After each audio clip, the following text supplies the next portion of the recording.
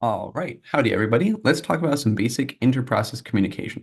But first, why should we even have multiple processes and why do we want them to communicate with each other? Because one might think of a kind of simple example of using a computer. We have some task we want to do, like some calculations. So we just run an application which runs one process and we're done. And it seems like there's no inter-process communication necessary. But actually, even this simple example does involve inter-process communication. And there are also a lot of more complex examples in the modern day. So, for example, maybe I'm running a web server that has an API or implements an API that clients can get some data from. But the web server process actually first gets data from a database process. These could be separated for a variety of reasons. And in order to exchange data, they will need to do some inter-process communication. And then, of course, there's also the separate related thing of the fact that if I have an HTTP client, like a web browser, and I want to get data from an HTTP server, like Google, this is actually also a form of inter-process communication, just where the processes are on different machines.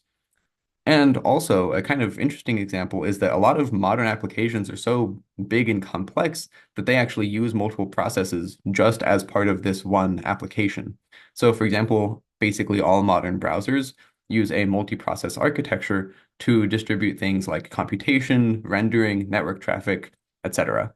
And there are a bunch of benefits to this. So, kind of a basic one is the parallelism that comes from the operating system being able to schedule different processes on different cores.